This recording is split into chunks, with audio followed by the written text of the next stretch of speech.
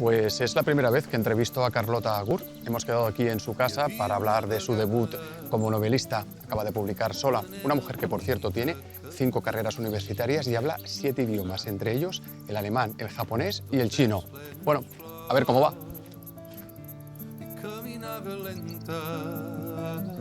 Anava a les palpentes i escampava pel bosc les seves flors. Totes les flors, totes les flors. Totes les flors, totes les flors. Totes les flors, totes les flors.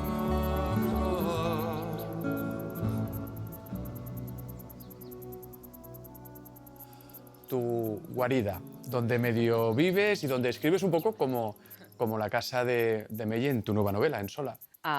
Sí, escribo aquí, pero a veces escribo en Barcelona también, así que lo mío no es tan puro. Aparte que la casa original del libro es como una casa más antigua, así como de piedra, y esta es una casa de nueva construcción, alquilada. Pero sí, escribo desde aquí también, sí. Oye, vamos a dejarlo claro desde el principio. Tú no eres Mei y además esta novela no es autoficción. No, no soy Mei y no es autoficción. Aunque naturalmente hay cosas de mí, porque yo creo que todo el mundo cuando escribe de alguna manera mete cosas suyas dentro, ¿no? No sé cómo se puede escribir sin poner un trozo de ti dentro. Entonces hay cosas de mí, pero no es autoficción y yo no soy Mei. Pues háblanos un poco de Mei, haznos un retrato robot que nos ubique un poco en la historia. Mei es una mujer de 42 años que ha trabajado toda la vida en una editorial, pues varios puestos, como correctora, como asesora, bueno, ¿no? Un poco. Y de golpe la echan, ¿no? Después de algún modo sacrificar sus buenos años ahí, ¿no? Y en ese momento decide que ya que la han echado va a aprovechar y va a escribir una novela, que es una cosa que siempre le había rondado y para la cual nunca había pues, encontrado el tiempo o el valor. Y decide que para hacerlo no puede estar en la ciudad con su pareja y decide irse a la casa de su infancia, que su madre vendió, pero se la alquila al nuevo propietario, que es una casa en medio del bosque. Y ahí Mei, de alguna manera, va no solo a reencontrarse con su pasado, sino que se reencuentra también consigo misma, ¿no? Y se topa con su futuro, ¿no? Porque a veces el futuro tú no lo esperas y viene y te atropella. Y donde va a cuestionarse su propia vida, claro. Su Sí. relación matrimonial, Sí, sí. sus anhelos, el deseo de tener hijos, 1000 cosas. Sí, una vida entera ahí metida. Y entre otras cosas va a escribir, que no es el tema central de la novela, en el sentido de que otra vez otra novela sobre, ¿no? sobre un escritor, estamos hartos, ¿no? Bueno, tiene parte de eso, porque es mi primera novela y como tal supongo que he metido mis miedos ahí, en eso sí que no, están mis miedos ahí metiditos, pero es mucho más que eso, ¿no? Y entonces, Mei es una persona que se enfrenta a la vida con un poco de temor, quizá, ¿no? Sobre todo al principio de la novela es muy prudente, ¿no? Es una mujer así un poco áspera, quizá con el entorno, con la gente que conoce. Y a veces digo que es como una historia de naufragio y supervivencia. El título de la novela Sola no es nada gratuito, entre otras cosas porque, sobre todo al inicio, la novela tiene un aire de revisitación de un clásico de la literatura, que es Solitud de Víctor Català, pero eso es algo que luego se va diluyendo a medida que avanza el libro, ¿te parece? Se diluye y no se diluye. De alguna manera, cuando yo concebí el libro, hay una serie de cosas estructurales, ¿no? Digamos, como varios pasos a lo largo de la novela que imitan o que siguen a Solitud. Pero es más una inspiración que una cosa de fondo, digamos. No hay que conocer Solitud para leer el libro en absoluto, ¿no? Era más algo a lo que yo aferrarme, ¿no? Para facilitarme la vida, porque cuando escribes la primera novela esto es un poco descolocado. Decíamos antes que el título de tu novela Sola no es gratuito por varios motivos, pero hay uno para mí que es muy importante, porque es verdad que abordas temas de calado, por ejemplo, el tema de la relación de la hija con la madre, las relaciones de pareja, cómo escribir una novela, pero hay un tema que yo creo que destaca por encima del resto. Cuando llegas al final del libro tienes la sensación de que aquí reflexionas de una manera muy especial sobre el tema de la soledad, sobre cómo esa soledad de alguna manera condiciona nuestras vidas.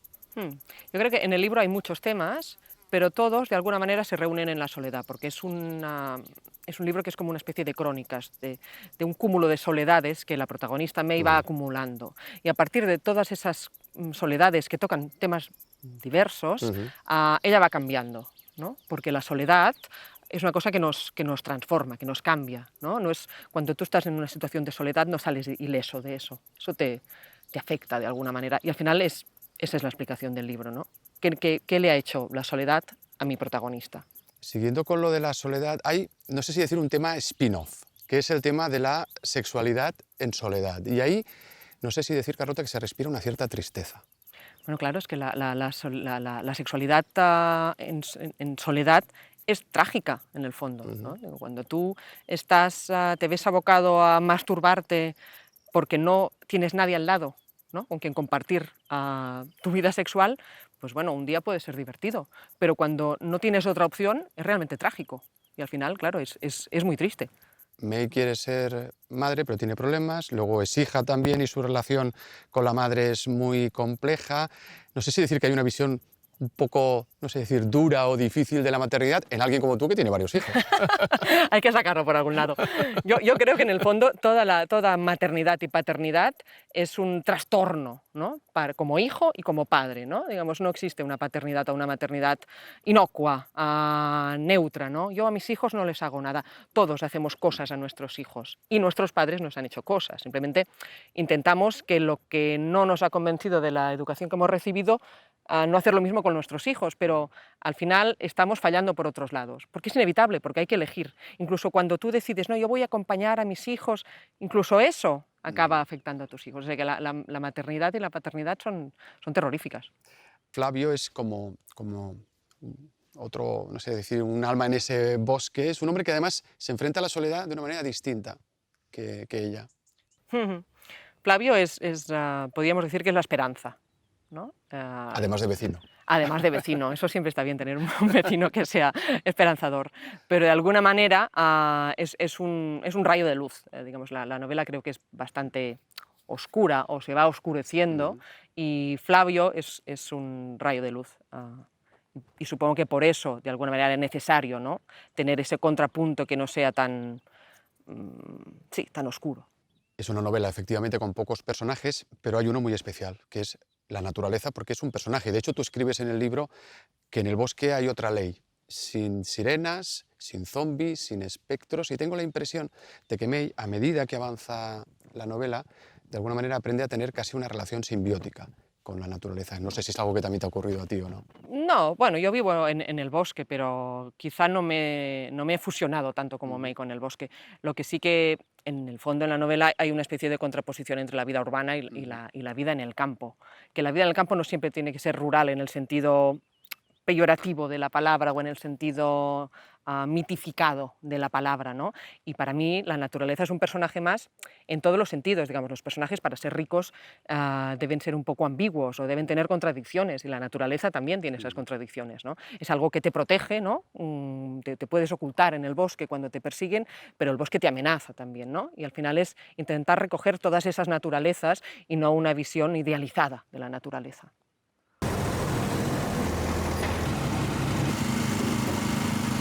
Cada vez son más los que deciden cambiar de escenario, huir de la ciudad al campo como si fuera la tierra prometida.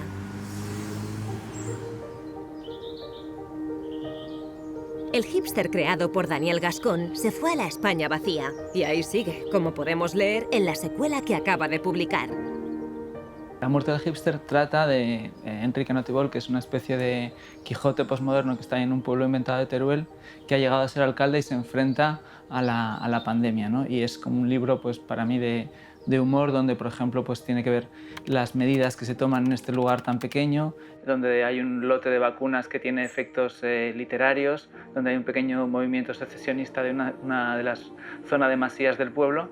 Y lo que intento hacer es como un retrato con humor de muchos de los temas que ocupan la política y la cultura española. Él ya es un hipster un poco ruralizado y entonces se reconoce en los urbanitas, sus viejos amigos que llegan al pueblo, y al mismo tiempo se siente separado, ¿no? Yo creo que muchas veces lo que más nos incomoda es aquello a lo que nos parecemos, ¿no? Porque nos recuerda un poco lo que no nos gusta y nos hace sentir a la vez menos único. Hemos hablado mucho de esa idea de muchos urbanitas se refugian en el campo y me parece que en muchos casos ha sido más una fantasía que una realidad, ¿no? Que a menudo se ha soñado con eso porque parecía más cómodo, pero que luego pues, la vida es complicada por los trabajos, por los colegios, por la infraestructura. Precisamente la última novela de Enrique Andrés Ruiz, Los Montes Antiguos, está muy lejos de la idealización de la vida rural. El campo es el modo de denominar a un medio en el que se trabaja, en el que se exige un rendimiento, en fin, un medio que no está hecho para la contemplación estética, que es el modo de acercarse a lo que hoy llamamos naturaleza y que viene a ser, en el fondo, paisajismo. Yo me he fijado en las tareas, en los trabajos de gente que sobre todo tenía el campo por medio de su vida, ¿no? Los Montes Antiguos tiene un sentido que yo he llegado a discernir mucho más tarde del momento en que fue iniciada su redacción. Pero a grandes rasgos creo que su sentido se encuentra en la obediencia, que significa el deseo de rescate, de salvación, de muchas vidas de personajes, de muchas peripecias, de muchas historias en un espacio geográfico concreto, que es el Monte Balonsadero, muy cercano a la ciudad de Soria, en una franja difusa entre la ciudad y el campo. El mundo rural cada vez ocupa más espacio en las estanterías de las librerías. Es innegable que existe un interés por los autores y por los lectores. Pero, ¿podemos hablar de una tendencia de literatura neorrural? Hace muchos años, hace 50, 60 años, hubo en España una literatura y también unas artes plásticas ruralizantes. O sea, el medio rural visto más bien desde una perspectiva miserabilista, por decirlo así, pues fue muy frecuente como asunto de la creación literaria y de la creación plástica. Hoy en la partícula neo está contenido casi todo, se ve de otro modo. Seguramente existe esa corriente de neoruralidad. Lo que ha cambiado quizá es el nombre que les damos a las cosas. Cuando digamos que la moda de la literatura neorrural, pues quedarán algunos de los libros que se han escrito ahora y se seguirán escribiendo novelas que hablen del campo, del mundo rural, de la despoblación, de muchas otras historias que suceden en lugares, digamos, de densidad de población baja, que estarán muy bien, aunque la etiqueta pueda cambiar.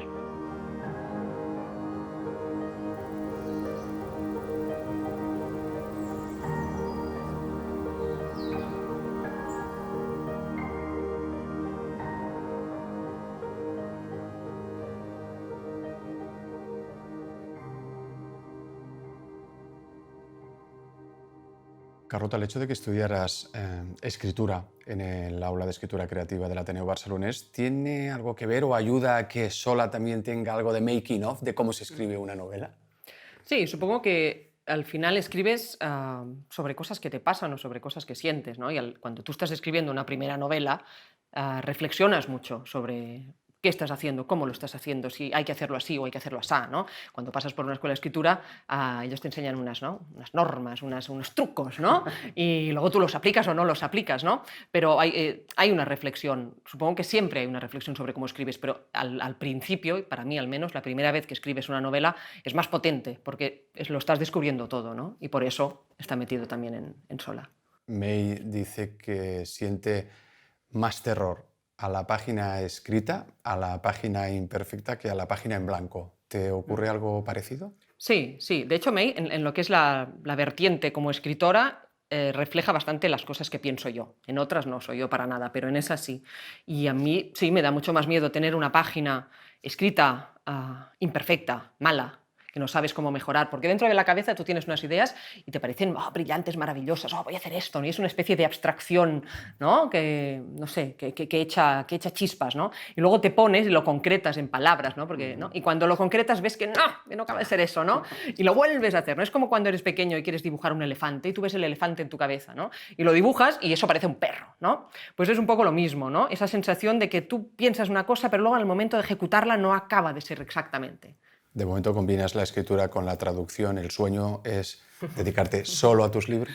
A traducir me gusta mucho. El problema de traducir es cuando te sientes un esclavo, ¿no? Cuando tienes que hacer tus 7 horas al día, ¿no? Delante del ordenador, que te queda el cerebro frito, que no puedes ni pensar, porque porque además es una cuestión de rentabilidad, ¿no? Porque la página de traducción de literaria pues, se paga el precio que se paga y con eso no vives. Entonces me gustaría quizás seguir traduciendo por placer. No, bueno, que me pagaran, pero bueno, pero traducir porque me gusta y tener mucho más tiempo para escribir, claro, eso sería el sueño, pero habrá que vender muchos libros, ¿eh? ¿Qué te ha dado la literatura que no te dieran trabajos anteriores? Pues me da libertad, supongo, porque en cualquier otro trabajo que haya hecho hasta ahora siempre tengo unos límites, ¿no? Cuando trabajaba en teatro porque tenía, ¿no? unas compañías, ¿no? que dictaban lo que era la agenda del día, lo que había que hacerse. Cuando traduces tienes un texto que es el que marca el límite. Cuando escribes no tienes límite, ¿no? El límite te lo pones tú. Y esa libertad total de escribir lo que quieras, cuando quieras, es maravillosa.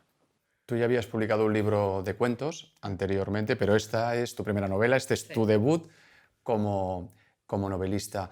¿Es un reto para ti o ese reto ya lo viviste con el anterior libro? No, de hecho, lo de la novela, cuando me propuse escribir una novela, venía de escribir muchos cuentos y, claro, publiqué 13 cuentos. Pero, claro, para publicar esos 13 cuentos había escrito antes, pues no sé, 40 o 50, que están ahí muertos en mi ordenador, ¿no? Claro, para escribir una novela no he escrito 40 novelas, no tengo 40 cadáveres de novela dentro del ordenador. Y eso se nota, de manera que da más miedo, es un salto un poco al vacío, de, bueno, voy a hacer otra cosa. Y sí, me parece un reto bastante más grande, porque aparte un cuento lo puedes tener entero en la cabeza. Es un mundo cerrado, pequeño, ¿no? Puedes irte a dormir por la noche y pensarlo de cabo a rabo. Una novela cuesta mucho verla en perspectiva, o al menos a mí me cuesta mucho, ¿no? Ves cada escena, pero no cuesta mucho ver cómo funciona en conjunto. Y en ese sentido, sí, es un reto y a ver cómo funciona. ¿También cicatrizas escribiendo, engarzando palabras, como dice ella en la novela? Sí, de alguna manera sí. Cuando escribo es una manera de dialogar conmigo misma, ¿no? Cosas que me pasan o que siento o que intento ver qué me pasaría. Es una especie de caricatura de mí misma en algunas cosas, ¿no? Y ahí son como pruebas, es como soñar, ¿no? Dicen que soñar sirve para entrenarse para la vida, pues escribir me sirve para entrenarme para la vida también. Cuando uno termina de leer el libro tiene la confirmación de que efectivamente, por mucho que te quieran, uno al final siempre está solo. Sí, bueno, al final estar solo no es una situación real, es una cosa que tenemos dentro de la cabeza, ¿no? Hay una entrada en el diccionario filosófico de Comte Sponville, en la de soledad, que explica muy bien que al final siempre estamos solos, porque hay una serie de cosas que nadie puede hacer por nosotros, nadie puede morir por nosotros, nadie puede amar por nosotros. Y eso nos condena, ¿no? a estar solos. Es el precio que pagamos por ser nosotros mismos. Y él lo diferencia de lo que es el aislamiento, ¿no? Que es otra cosa de la soledad, es una cosa distinta.